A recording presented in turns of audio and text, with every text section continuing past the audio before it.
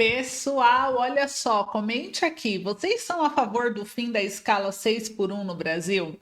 E o que você acha da escala 4 por 3, onde você trabalha 4 dias e descansa 3, que está sendo inclusive proposto pela esquerda brasileira? Deixe seus comentários abaixo, participem desse debate quentíssimo. Agora vamos falar sobre as grandes reviravoltas no cenário político que deixaram a esquerda em choque e abalou aí as estruturas do Partido dos Trabalhadores.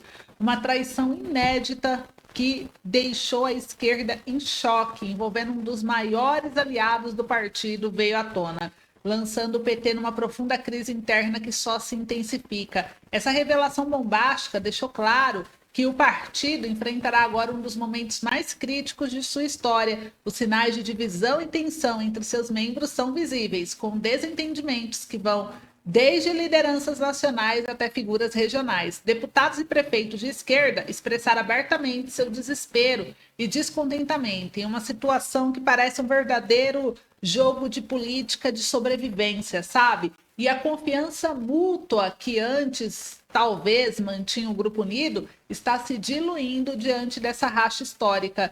O que está acontecendo agora é algo que poucos poderiam prever. Uma crise que ameaçava desmontar a estrutura do poder do PT, que durante tanto tempo parecia inabalável. Essa divisão interna não apenas expõe as fragilidades do partido, mas também levanta dúvidas sobre o futuro das políticas e alianças que eles sempre defenderam. As brigas internas entre seus membros mostram que a pressão política e a necessidade de se reposicionar no cenário nacional está gerando aí disputas intensas e muitas vezes públicas, né? Então, se você está interessado em entender tudo o que está acontecendo, não deixe de se inscrever no canal, ative o sininho de notificação, compartilhe o vídeo e eu quero saber o que você acha. É o fim do PT como conhecemos? Participa aí, não perca essa oportunidade de estar por dentro das políticas e das reviravoltas que podem acontecer e mudar o cenário do país. Eu já começo com a primeira bomba, que é a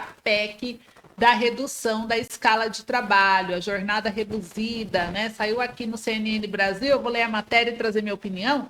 A jornada reduzida, escala 4 por 3, é viável no Brasil? Deputados debatem. O deputado Reginaldo Lopes, do PT, José Medeiros, do PT, discutiram pontos da proposta no CNN Arena. Os deputados federais debateram, então, nessa segunda-feira, se a redução de jornada no trabalho é viável no Brasil. A deputada Érica Hilton, do PSOL, tem escolhido assinaturas para protocolar uma proposta de emenda à Constituição, que é uma PEC, que prevê o fim da escala 6 por 1, ou seja, de uma folga a cada 6 dias de trabalho.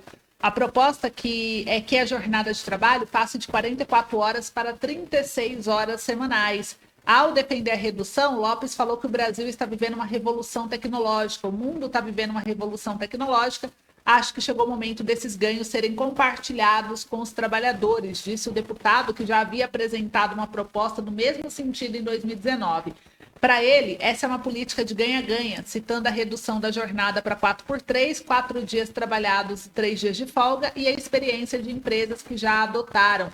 Abre aspas, as empresas que participaram ganharam mais competitividade, mais produtividade com seus trabalhadores, portanto, eu sou a favor da redução para compartilhar esses ganhos com o povo brasileiro, com os trabalhadores brasileiros, comentou. E Medeiros, por sua vez, se posiciona contra a proibição da jornada 6 por 1, lembrando que na reforma trabalhista, o Congresso discutiu a possibilidade de haver consenso, de haver maior liberdade possível no ambiente de trabalho.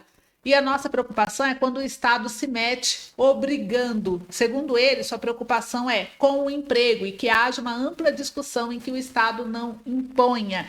Se a gente, de repente, começa a impor medidas à força, né, é bem perigoso que, no fundo, a gente prejudique quem busca melhorar a vida, melhorar a situação, que é o trabalhador. Completou falando do receio de cortes em salário em razão da diminuição das horas trabalhadas. Então, gente, eu vou falar um pouquinho aqui a respeito desse assunto que está pegando fogo, porque a esquerda volta a atacar uma proposta que parece brilhante no papel, né? Mas que na prática pode trazer ainda mais problemas para o mercado.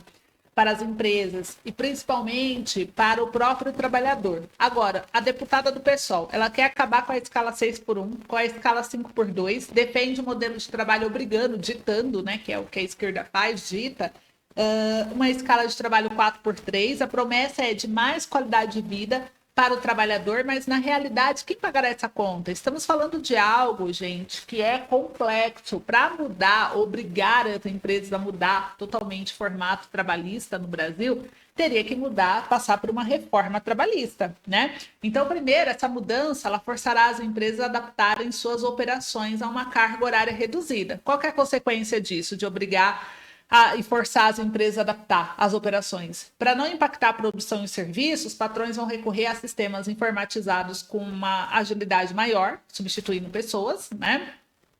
E se isso não for suficiente, aonde isso não for suficiente, os desligamentos serão em massas, porque as empresas, principalmente as maiores, elas vão recontratar, elas vão optar o quê? Por desligamentos daqueles que ela não pode reduzir salário, mas é obrigada a reduzir a carga horária, então assim, ela não vai ficar com aquele custo, né? Já que ela vai ter que contratar mais pessoas para compensar aqueles dias de folgas a mais. Então, o que as empresas poderão fazer? Elas irão desligar esses trabalhadores rapidamente, né? E contratar pessoas com o valor menor, o salário menor. Ou ela vai recorrer à terceirização. E para o trabalhador, essa conquista se tornará rapidamente uma ameaça à sua própria posição no mercado, pois as empresas, buscando economia, trocam profissionais experientes por outros de variação menor, precarizando ainda mais o trabalho. Essa política também não considera o custo da adaptação, principalmente para as pequenas e médias empresas, que já enfrentam desafios para se manterem competitivas. Muitas delas não têm condições de investir em tecnologias caras que substituam mão de obra humana ou absorvam o custo de contratação de novos funcionários, e uma solução: fechar as portas ou deixar prejudicando diretamente os trabalhadores, que essa deputada alegadamente defensora.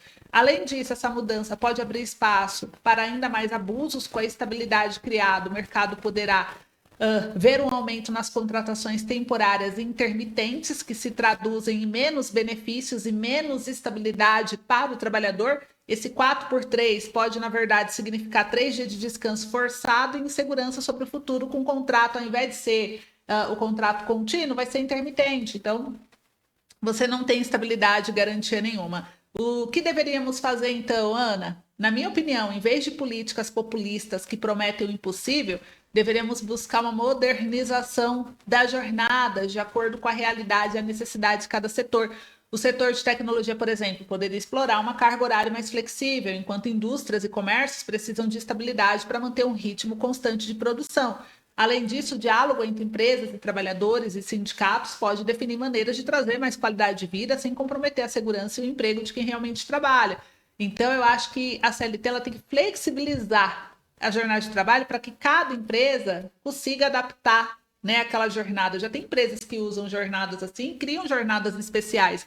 É de acordo com o negócio dela. Então, por que não continuar assim? Mas impor para que todo o mercado, independente se é grande, se é pequeno, se é comércio, se é o que é, você seguir a mesma regra, não faz sentido. E para mim, não é nada inteligente, né? É uma ação populista. E claro que muitos, né, trabalhadores que nem gostar de trabalhar gostam, vão adorar, mas sem pensar no impacto, gente. A proposta, na minha opinião, esse tipo de medida é típico da esquerda populista, que se apressa em oferecer soluções simples e atrativas para problemas complexos, sem avaliar as consequências práticas e de longo prazo. Então, uma mudança desse calibre, na minha opinião, se renovada sem uma reforma ampla de lei trabalhista, pode afetar, sim, de forma drástica a produtividade de empresas, especialmente setores que dependem de um fluxo constante de mão de obra, como comércios e serviços, que é o que movimenta o nosso país. Comenta aí o que vocês acham. Enquanto vocês comentam, eu vou trazer uma segunda notícia aqui para vocês. Vamos falar a respeito aqui do João Campos, que critica a estratégia de Boulos na eleição em São Paulo. E o deputado rebateu. Olha o clima esquentando. O deputado federal Guilherme Boulos, do PSOL, e o prefeito de Recife, João Campos, do PSB, que fazem parte da base aliada do governo do presidente Lula, trocaram farpas nos últimos dias. O conflito teve início em uma entrevista de João Campos ao programa Roda Viva da TV Cultura, na qual o mandatário criticou a estratégia adotada por Boulos durante as eleições municipais de 2024, que resultou na derrota para o rival Ricardo Nunes. E ele disse que, abre aspas, a prática precisa caber naquilo que você fala e o que você fala tem que caber na sua prática, afirmou Campos. Segundo ele, Boulos teria adotado uma roupagem diferente de suas posições históricas, o que teria confundido os eleitores. Tem 19 anos que ele, Boulos, se posiciona de um jeito em tudo. Aí, em um ano, ele começa a revisitar todos os posicionamentos. Boulos rebateu as críticas em entrevista ao jornal Folha de São Paulo e disse que Campos não está autorizado a dar aulas de coerência. Lembrando que o prefeito de Recife se elegeu em 2020 com um discurso antipetista, mas agora é apoiador de Lula. E hoje, que o Lula é presidente, ele, João Campos, virou o maior lulista do país. Então, menos, não é? Para querer dar lição de moral alheia, disse o deputado. E mais do que isso, eu tenho lado, tenho posições firmes, e ter posição firme tem um preço. Eu não vou conforme o vento. Boulos acrescentou ainda que construiu sua trajetória no movimento social e não por herança familiar, referindo-se ao fato de Campos ser sucessor político do pai, Eduardo Campos, ex-governador de Pernambuco e bisneto de Miguel Arraes, líder progressista que também comandou o estado. Então, gente, percebam aí que aliados, né, ali do Lula, eles estão tendo dentro de sua própria base aliada conflitos, uma rachadura, desentendimentos, e isso tudo vem impactando seriamente a esquerda. Com base em tudo isso, tem mais. Saiu aqui na Folha de São Paulo, pacote de Lula racha PT. E deputado diz que Gleice assinou manifesto contra sem consulta interna. Olha só, mais uma racha mostrando que a esquerda está só afundando. Amigo pessoal de Lula e de Janja e quadro histórico do partido, Emílio de Souza, afirma que é um absurdo afirmar que presidente Fernando Haddad se prestaria ao papel de algozes de direitos sociais. O deputado estadual Emílio de Souza enviou uma mensagem para grupos internos do PT criticando duramente o fato do partido ter assinado um manifesto contra o pacote de corte de gastos que está em estudo dentro do governo. Amigo pessoal de Lula e frequente companhia dele de Janja em São Paulo e Brasília, o Emílio, tem também um dos mais antigos quadros da legenda. Ele foi prefeito de Osasco, secretário de Finanças do partido, advogado do presidente quando ele estava preso em Curitiba em 2018. E na mensagem ele cita o fato de diversos movimentos sociais e partidos de esquerda terem publicado o manifesto contra o pacote. Do ponto de vista dos movimentos sociais, nada de novo. Eles são porta-vozes de legítimas aspirações do povo brasileiro, afirmou o Emílio. Então, olha só, mais uma racha. A matéria é gigante, mas só para vocês verem que eles não se entendem mais, eles não se concordam um com os outros, né? E aqui ainda, gente, o Infomoney trouxe que o PT, PDT, PSOL e PCdoB assinaram um manifesto contra a pressão sobre Lula por corte de gastos. Então, a presidente nacional do PT, a Gleice Hoffmann, assinou o manifesto em nome do partido e o PT, PDT, PSOL, PCdoB assinaram o manifesto contra o corte de gastos em áreas sociais e com críticas à pressão pela apresentação de um ajuste fiscal por parte do presidente Luiz Inácio Lula da Silva. O texto foi encabeçado por movimentos sociais ligados ao PT, partido do chefe do Planalto, foi lançado no domingo, dia 10, semana em que o governo pretendeu apresentar o pacote de contenção de despesas de orçamento. E a presidente, deputada Gleice Hoffmann, foi quem assinou em nome do partido e ela foi criticada, né? A Gleice, ela é crítica, segundo aqui o jornal, de medidas defendidas e discutidas pelo ministro do Fazenda, Fernando Haddad, tem se colocado publicamente contra a desvinculação de benefícios, a valorização do salário mínimo e mudanças no piso de saúde e educação, que são despesas que pressionam o arcabouço fiscal. O manifesto recebeu o título de Mercado Financeiro e Mídia não podem ditar as regras para o país. Nos bastidores, aliados do governo observam que o conteúdo está em linha com falas recentes do presidente Lula, que tem feito críticas ao mercado financeiro e também à grande mídia quando o assunto é corte de gastos e cobrado medidas que mexam no andar de cima, incluindo a revisão de subsídios e taxação de pessoas ricas. Então, o governo se posicionou e olha só para piorar tudo para o Lula, né? O MDB não estará com Lula em 2026, diz Márcio França. Então, gente, o ministro afirmou que o cenário político em São Paulo dificulta o apoio do partido ao petista nas próximas eleições presidenciais. Então, o ministro do empreendedorismo, da microempresa, da empresa de pequeno porte, Márcio França, disse nesta segunda-feira que o MDB não estará ao lado do presidente Luiz Inácio Lula da Silva nas eleições de 2026. O partido integra hoje a base aliada ao governo.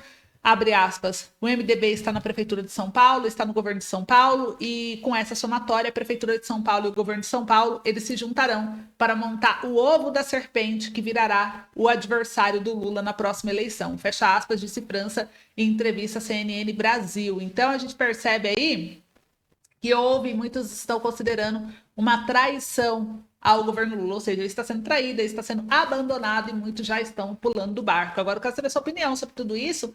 Esse foi o vídeo de hoje, espero que tenham gostado. Um beijo, se cuidem, até logo.